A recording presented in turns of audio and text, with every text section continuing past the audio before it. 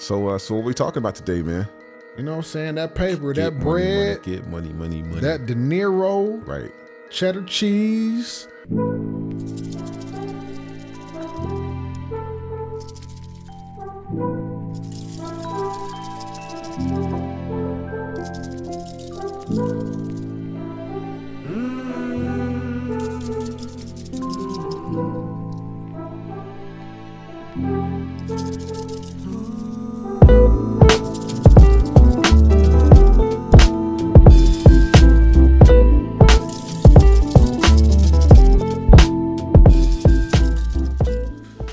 What up? What up? Welcome back to the Get Busy podcast. That's your boy B. Jones. And that's your boy I.Izzy. Thought that makes sense. It's Akasan, aka Izzy, aka you remember how people used to say BKA and see all that extra stuff? You don't remember that back in the day? I didn't have that many nicknames. Yeah, that's why I just stopped right there. Okay. That's all good. That's all good. What's good, people? Man, so how you feeling today, man? Feeling pretty good. You know what I'm saying? It's Thursday. Yeah. We doing something different. Yeah. Close to Friday, you know what I'm saying? So feeling good. Man, so you sent me this very interesting video on how the pyramids were formed. Man. Okay. This is the first time that I've ever really considered there must be aliens amongst us. Or you know what I'm saying? Okay. Cause I've seen videos and heard stories of how we don't know how these pyramids were made.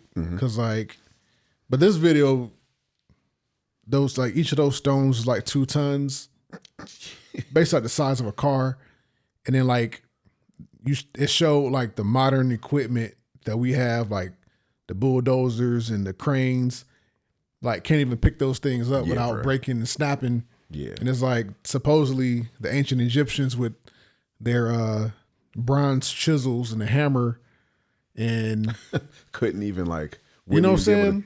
Wouldn't even be able to really make anything. He was hammering away. You know what I'm saying? Right. And it's barely making any type of a dent at all. You know how many it was and then it's the distance. It's 500 miles to move the limestone to where the pyramids are. And then, but this is before the wheel was invented. 2,000 years and before. The actual pyramids, they're stacked, these limestones are cut so precisely and stacked together, you can't fit a dollar in between the cracks. Exactly. And it's how many stones? Hold on, I want to get the right numbers. I'm looking at it right now, but 600 meters deep into the bedrock. Hold on, I'm trying to see. Okay, so you in the other part, and then and they did these infrared scans showing that there's structures underneath the pyramids going down 2 kilometers deep. Bruh, it's so crazy, man. Man, ain't no human beings made that. You know what I'm saying? Yeah. So I was trying to get the actual, I think it was more than 2,000 pounds. That's what I was about to say. It's I wanted to say it was something ridiculous, 20 tons or something crazy. No, they range. So the small ones were 2 tons. So a car. Up to 80, right? Yeah, something up to 80 for the inside. They show the really big pieces. Yeah. 80 tons? Come on, man. Nah, son. Come on, man. And it was crazy because we said when they showed the size, the size of them compared to the person that was there, I'm yo. And so I've thought about this a lot, over time, but I just thought about it from the ideas that I had in my head. I didn't have anything to actually compare to. Right. When you get those numbers, bro, it's and then to your point, when they show what was below, you know what I'm saying? Crazy. It's yo, this. But what is an alien though? Hey, man. Does an alien have to come from outer space, or does it, you know what I mean? I think about angels. I think about, all the stuff that was here before. You don't think about E.T.? Nah, I really don't. Okay. So I think that anything is an alien. I think most people think that aliens just come from outer space, but I think that anything that we can't identify is an alien. You know what I'm saying? If it don't live here and it just came from somewhere else. Right. So that makes sense. Angels. demons. You know what I'm saying? The Nephilim, the cherubim, all that kind of, all them M's and the giants and all that kind of stuff. So it's interesting. That was Goliath daddy. Right. The Nephilim made love to the human women and created a race of giants, which Goliath came from, according to the Bible. That's right. So, yeah, man, that's a lot of... We just nerded out like a little bit. We were thinking about doing the podcast on that, but I don't think...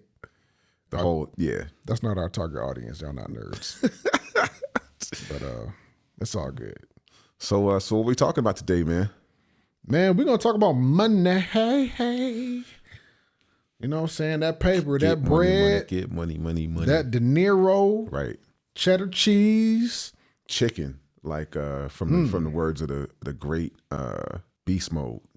Okay. What's Marshawn Lynch. There you go. Yeah. And protect your chicken. That's what he said. Protect your chickens, baby. You know what I'm saying? So I ran across this video from a young man that we thought was very interesting. And Definitely. So we want to touch on it, man. Let's go ahead and get right up into that thing.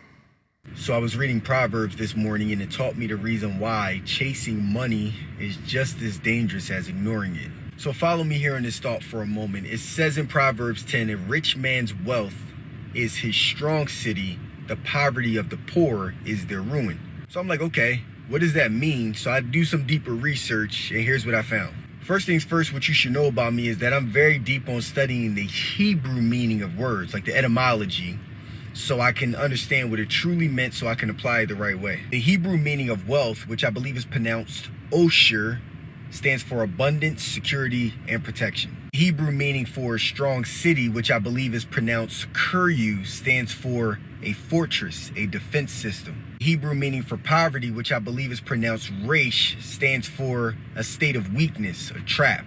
Well, first things first, what we can translate from all of that is money is meant to be a shield, not an idol. And then I wanted to apply this lesson to myself as a man, and I came to the conclusion that there are two types of men. First, you got the man who ignores money, and then you have the man who worships money. And let's break down each one. So first, you have the man who ignores money. In my opinion, that's the man who's comfortable with being broke, or he's a procrastinator. Like, he never actually starts investing. He says, I'll get to it at another time.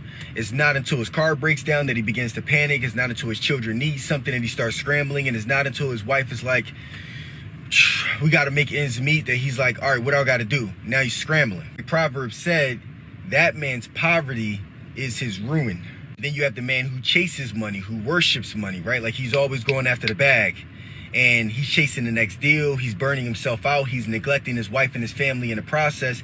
He never truly gets to appreciate all that he's built because he's on to the next check. So this man is really no better than the man who ignores money, because his wealth isn't a fortress. It's actually a prison. It's just a luxury prison. So either way, a man who doesn't understand money is controlled by it. So there's 4 things that you should take away from this, bro. Number 1, a wise man builds wealth, but he never lets it own him. Number 2, money should serve you, never the other way around. Number 3, and this one is probably most important to me, is that you need money to protect your family, but if it costs you your family in the process, what was the point? Number 4, the goal is balance. Build your fortress, but do not become a prisoner inside of that fortress in the process. And I want to leave you with this very important verse, bro. Proverbs says the blessing of the Lord makes rich, and he adds no sorrow with it. It means that if your wealth comes from God, it will not come at the cost of your family, your peace, or your integrity. Money should serve you, not enslave you. So that's there was a lot in that video.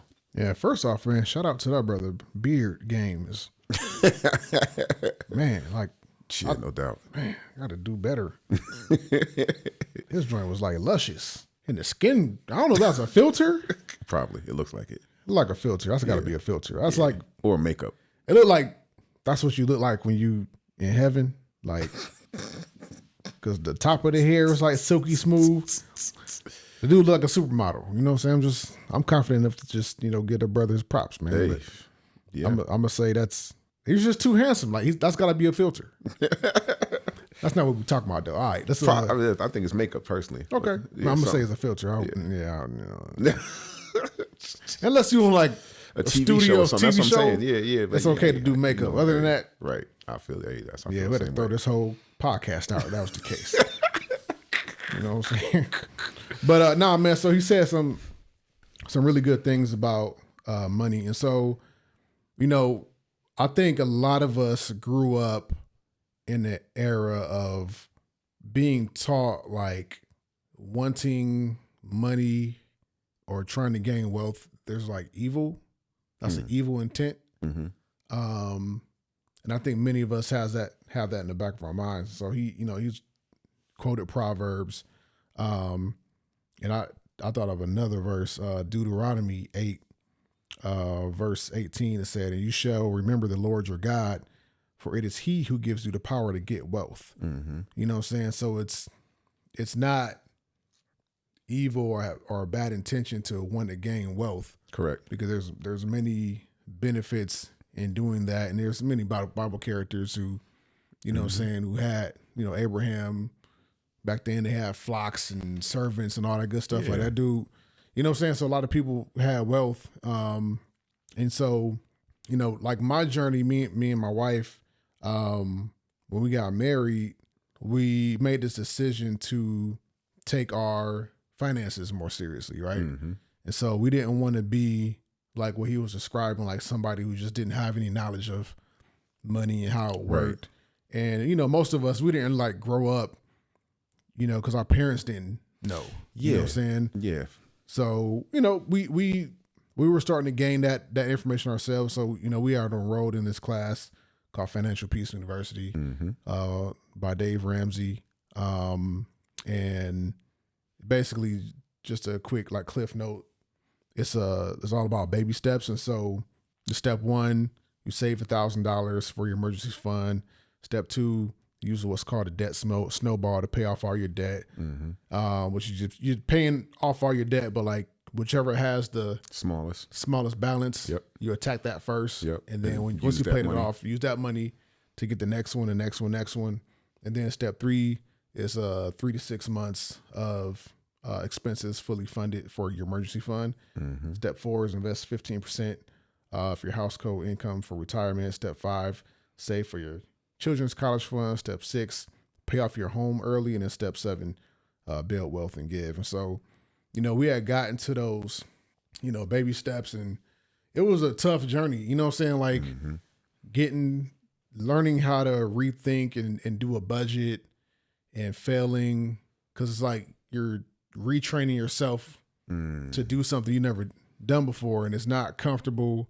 Yeah. And it's kind of humbling because like I remember it took me, we had set up a budget and like I got it, like I kept overspending for like 3 months straight. Mm-hmm. Like it took me 3 months to like recalibrate my brain to like stop these spending impulses and to look at what I'm actually doing. And it took it took work, it took time, and it didn't feel good. Yeah.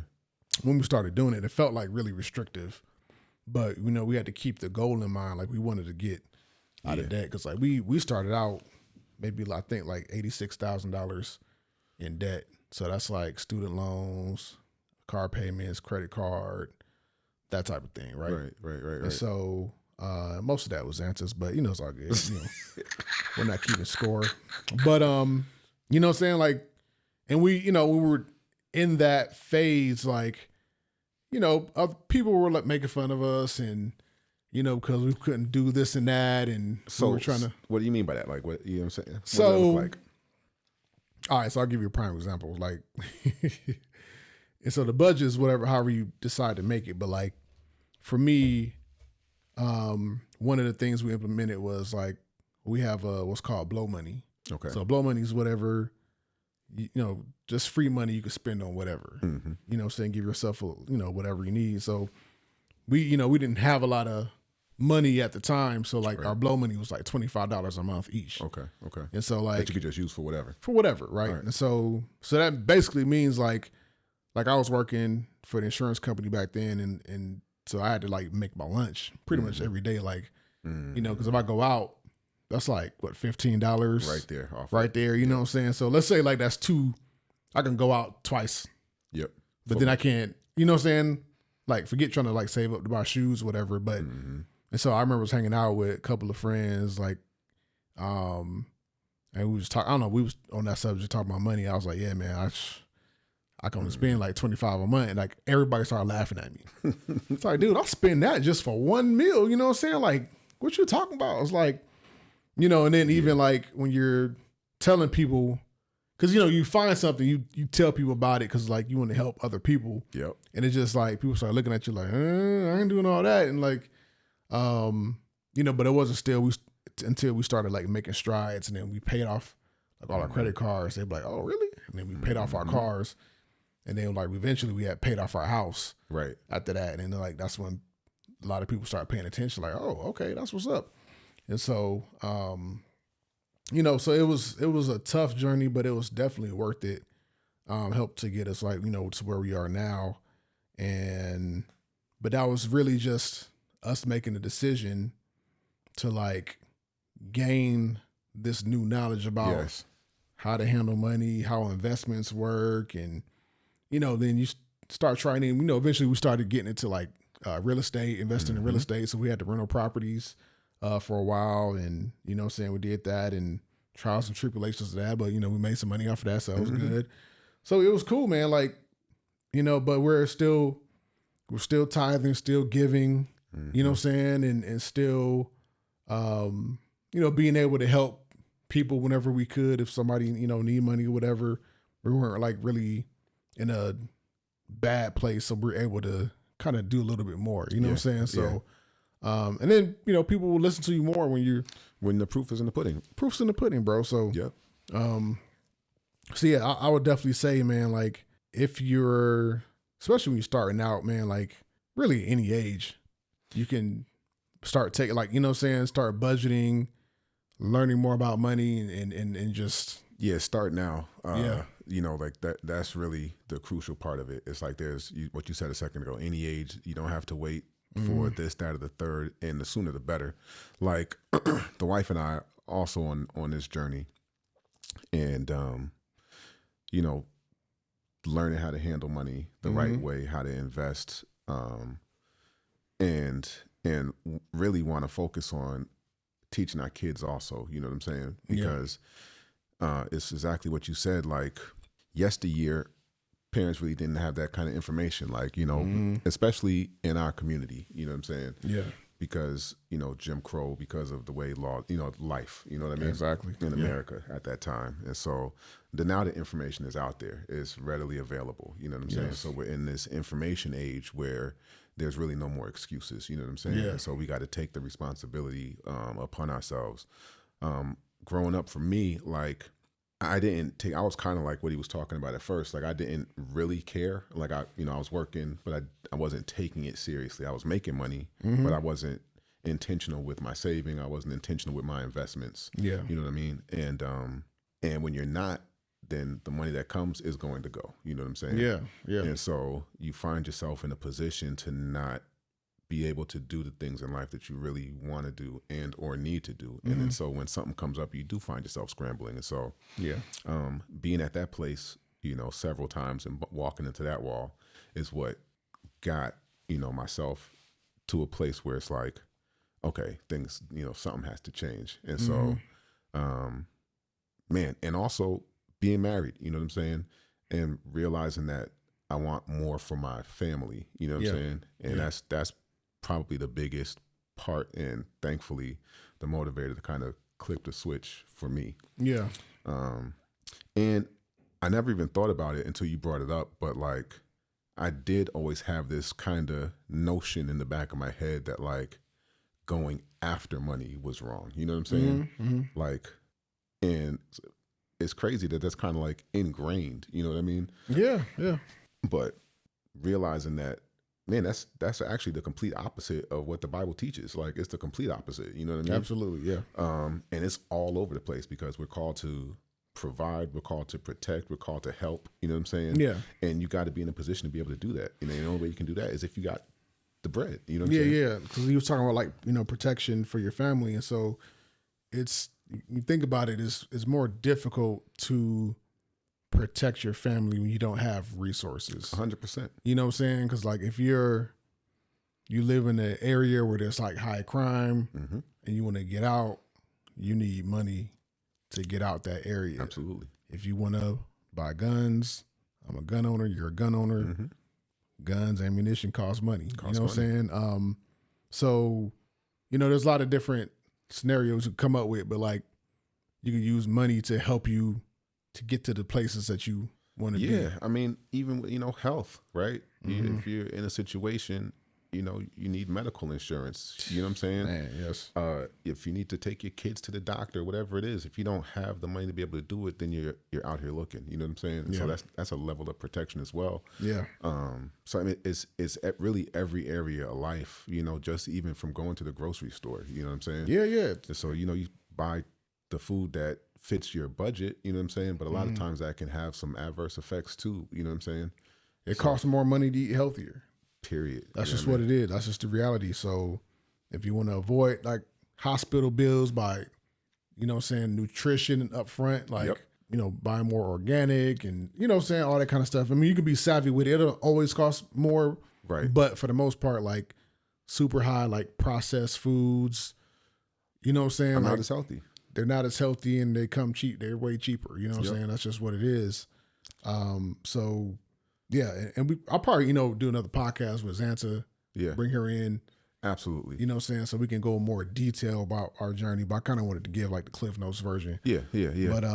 But start where you are. You know what I'm saying? Like, and that's what it really boils down to. Like, get to a place where, and this is what was difficult for me, was that the money that I was making was really going towards bills. You know what I'm saying? Mm-hmm. But to your initial point, there is some dollar amount that you can save. You're going to buy something for yourself out of your paycheck or whatever kind of money it is that you're bringing in. You're going to buy something. Yeah. If it's a Big Mac, if it's an extra box of cereal that you don't necessarily, but there's going to be something. You know what I'm saying?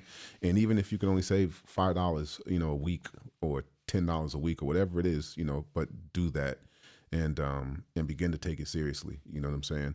And just to be very transparent and, shout out to my parents. My dad used to make a lot of money. You know what I mean? He made lots and lots of money. I know what you mean. But he did nothing with it that was worth anything. He bought a house, you know what I'm saying, this and the third. Mm-hmm. Ended up having to sell it, so like now he's at a place where it's up to us to take care of him, you know what I'm saying, his kids, because financially, because he's not prepared for it. You know what I mean? Yeah. My mom, we had, I grew up with in my opinion, a great life. You know what I'm saying? Like she sacrificed a lot to provide, memories and things that we did. But some of those things were at the expense of her financial future. You know what I'm saying? Yeah. And now she's at a place where thankfully, we've got a place that we're able to support, and help her. You know what I'm saying? Mm-hmm. And that's what the idea is anyway, to retire moms. You know what I'm saying? Absolutely, bro. So that's that's ultimately what the goal was. So, less for her sake, but more for my dad. It's like, just wasn't in the place to be able to take care of himself financially later on. So I see that, and it makes it even more important now. It's like, I don't want to be that financial burden on my kids. You know what I'm saying? And I want to set them up in a position that they're able to, have a little head start in the game. Yeah, you definitely want to have your kids in a better place than you were. And so, and there, and there's also, like you said, there's information everywhere now. Mm-hmm. To the point now where there's information overload. Yes, correct. There's gurus that tell you how to invest in this and house this and credit, build your credit and all that. It's like so much information. I think some people get overwhelmed on like, okay, well, where do I start? And so to that point, and this is kind of where I want to pivot a little bit. It is important to start with that financial responsibility, but the more important and the biggest part of it is to keep God first in your thought process and your decision making and seeking after him, right? Yeah. Because if you seek ye first the kingdom of heaven, all the things that you're looking for are going to be added to you. And that starts with discernment. Mm-hmm. And to your point about information overload, when and this is something that's really the truth, so recently I had an opportunity to get back full time at my previous job as a, industrial radiologist, right? Mm-hmm. And it pays, a significant wage, you know what I'm saying? For sure. But, the wife and I started this business. Mm-hmm. And there's a leap of faith that's required to like really operate in that. And so we're still pushing that forward, full steam ahead, and things are going really well. But it was very difficult to like be very firm with the company when they called back like, hey, you know, this is where we're headed, this is where we're going to, you know, we need you back in the full time. And to turn it down saying like, no, it's not going to work. But it took, you know, I had to pray about it. I was reading scripture to try to figure it out. And the more I dug in, the clearer it became the direction that I was supposed to go. You know what I'm saying? And you called me. Don't Definitely. Definitely. You know what I'm saying? Hey, wise wisdom, counsel. Wise counsel. Wise baby. counsel, man. Like iron sharpens iron. And it's necessary. You know what I mean? And so get some Jesus people around you if you don't got some. You know what I'm saying? That's the other part. Like keep some people that you can actually speak to that's not only got your best interests at heart, but that can give you some information not based off of their feelings, not based off of the worldly facts that they might think they know, but off of like the biblical foundation that supersedes anything else. Yeah. And so but with those components, it will help guide you, and the decisions and the information will be easier to identify that lean more towards what it is that you need to be doing. And it sounds more difficult than it actually is, but once you really start digging in, it does become clearer. And like, not saying that you're going to get a big light bulb, oh, I need to be doing this or that, you know what I'm saying? But it makes it easier along your journey because you're understanding the purpose and the principles that you're going after. You know what I'm saying? So yeah. So I would say a good place to start if you want to start on the journey of like being, you know, getting your finances together. I would say budgeting is a big one because it's really, you know, you hear about like, you know, athletes from our community. You go from being poor to a millionaire instantly. Right. And a lot of them dudes, like a majority of them, end up back being poor again. Absolutely. Because, it's a ridiculous amount too. It's like more than 50%. Yeah, you know what I'm saying? And so, because again, it's not about like the amount of money you make, but it's like your knowledge of it. Absolutely. And how you're stewarding it. Absolutely. You know what I'm saying? If you just, right. You know what I'm saying? Like, it's going to be gone. You know what I'm saying? Is. So, and you can see it like I see it like a lot of entertainers, rappers, and athletes, like the way they spend their money. I was like, yeah, I'll give it a couple of years. You know what I'm saying? They're going to be broke. You know what I'm saying? But not wishing that on anybody, but it's just the reality. So I would say, and we're going to put some resources in the description. Things that we personally follow and people we follow and things that we've used to help us on our journey. And so I say, a budget, because that helps to shift your mind and shift some of your bad habits. 100%. Without that, then like you could do whatever else you want, make all the money you want. If you still like don't have discipline for your money, like it's like having like a wallet with a hole in the bottom of it. Like stuff is gonna be. The budget absolutely is a starting point. Yeah. Like you have to know where your money is going, what you're doing with it. Yeah. And period. That's the starting point. Like it 100% is, because it's so crucial to be able to see. And when you see where your money's going, it will be a level of like conviction for you as well. Because when we started actually budgeting it out, and I realized how much money I was spending on crap, you know what I'm saying? It was like, oh, you know what I mean? It's like a reality check. You know what I'm saying? Yeah. And it also makes it a little bit easier because, you know, it's like, okay, you know, that really is crap. You know what I'm saying? Yeah. Like, it's like, and I really can cut back. And so even though it's difficult, like you mentioned, like at the beginning, it is a little bit more difficult to like stop some of the habits, you know what I'm saying? But seeing the numbers and knowing what it is that you're trying to get to, it makes it a lot easier when you have something tangible to look at and see, you know what I'm saying? Yeah. Rather than just the idea. Absolutely. Yeah. That's it, guys. So, like I said, I'm going to put some resources in the description, man. Yeah. We hope that this was helpful. If you have any questions, man, hit us up in the comments. Absolutely. Or any, stories of your own. And any dumb spending habit stories that are kind of funny. You can throw those in there. It makes me feel better. I'm not the only one that did dumb stuff with money, but yeah. Also, man, like, share, subscribe, hit the buttons wherever the buttons are on the screen somewhere. We ain't got buttons yet. We're gonna get some buttons. Oh yeah, but hit the like wherever it is. Hit the like button. Like, share, subscribe. Notification, all that stuff, man. Yeah. So, you know what I'm saying? Hopefully this information helps you guys. And yeah, man, get busy, baby. Get busy. Peace. Peace.